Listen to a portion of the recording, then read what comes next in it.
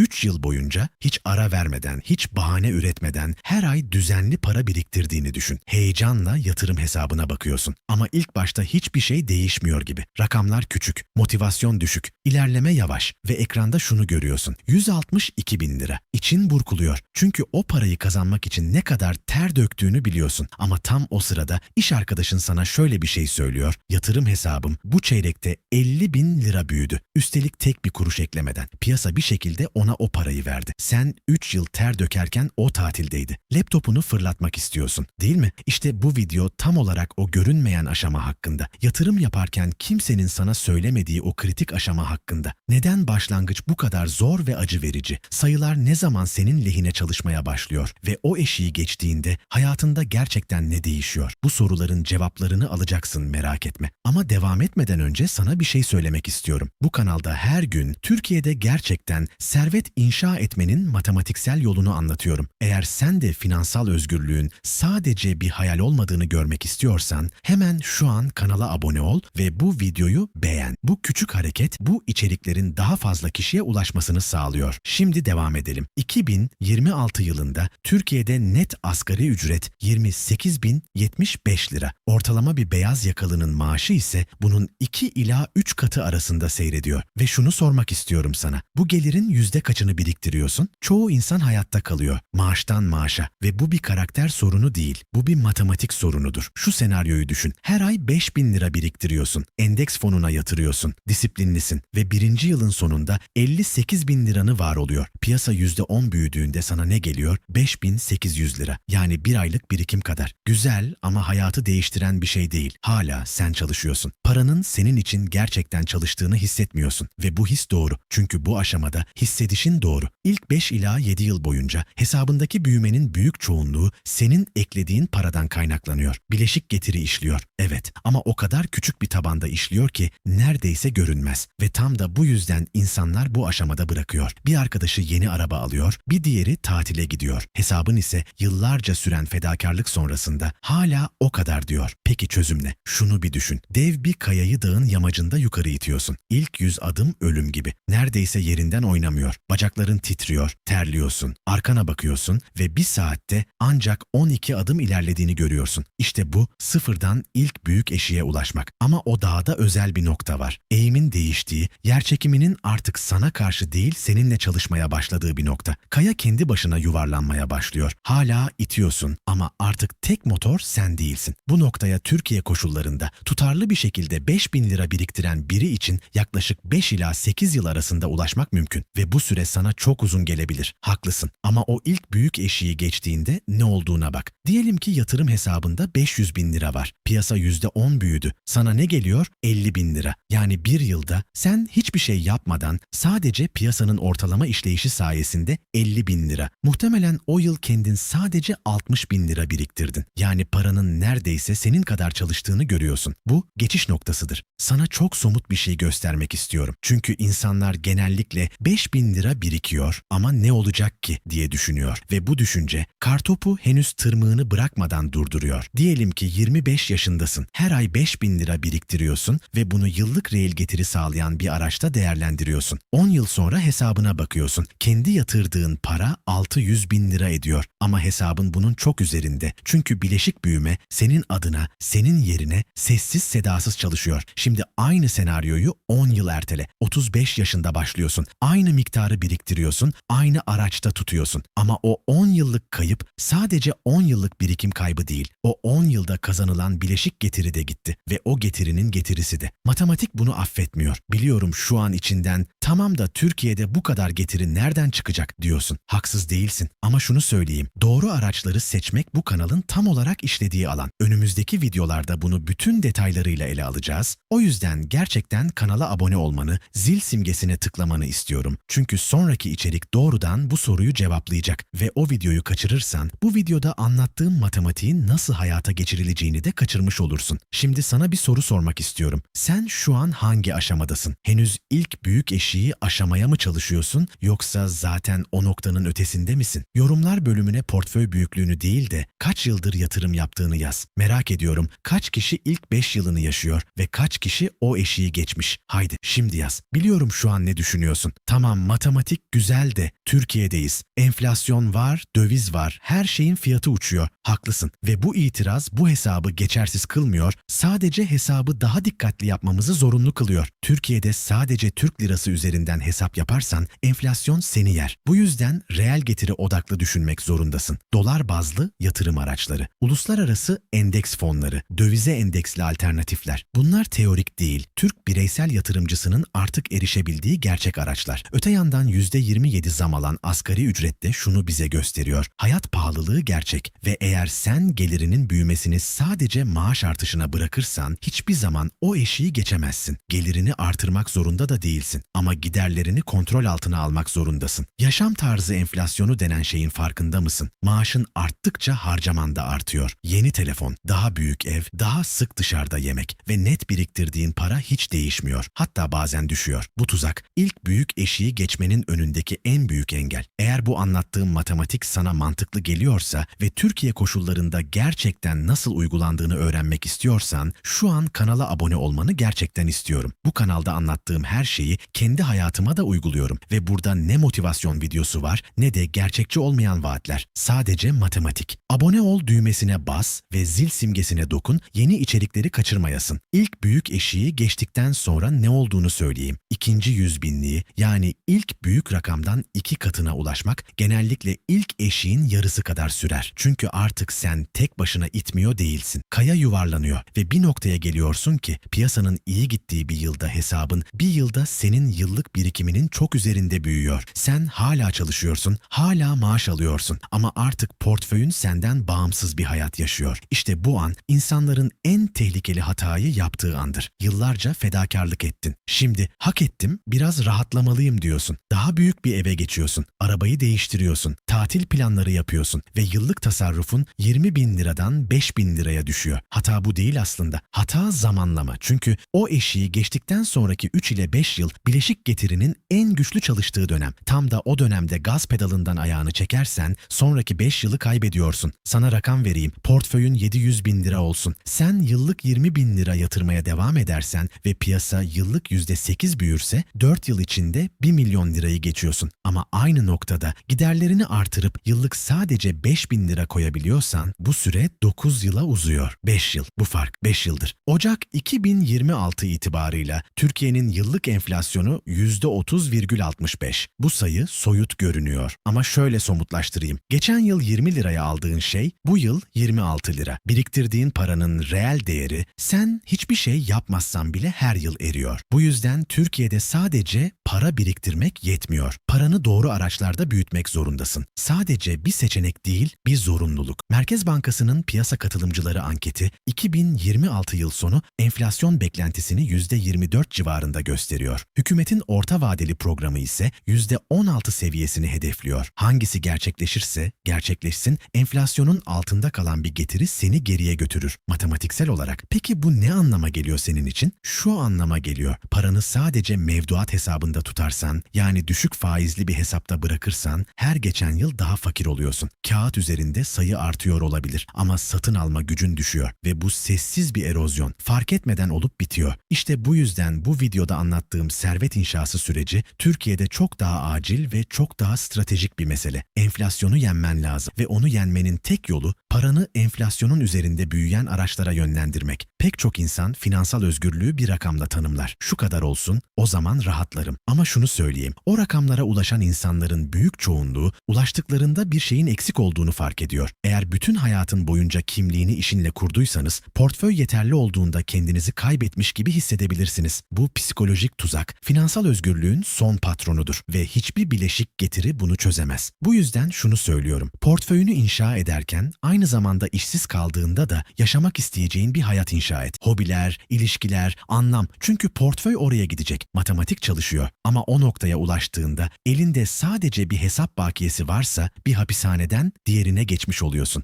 Özetleyelim. Başlangıç aşaması acıdır. Bu acıyı hissetmek başarısızlık değil, sürecin içinde olduğunun kanıtıdır. Bileşik getiri ilk yıllarda görünmez ama çalışmaya başladığında oyunun kuralları değişir. Türkiye koşullarında bu matematiği çalıştırmak mümkün ama reel getiriyi korumak için doğru araçları kullanmak şart. Enflasyon %30'un üzerindeyken para biriktirmek değil, parayı büyütmek zorundasın. Ve o büyük eşiği geçtiğinde en kritik hata yaşam tarzı enflasyonuna yenik düşmektir. Şimdi senden bir şey istiyorum. Eğer bu video sana bir şey kattıysa ekranın altındaki beğen butonuna bas. Bu basit hareket bu içeriklerin daha fazla insana ulaşmasını sağlıyor ve kanala henüz abone olmadıysan şu an ol. Türkiye'de gerçekçi, hesap kitap odaklı finansal içerik arayan herkese bu videoyu ilet. Çünkü bu bilgiler okullarda öğretilmiyor. Matematik yalan söylemez. Sabır sana yalan söylemez. Sadece devam et.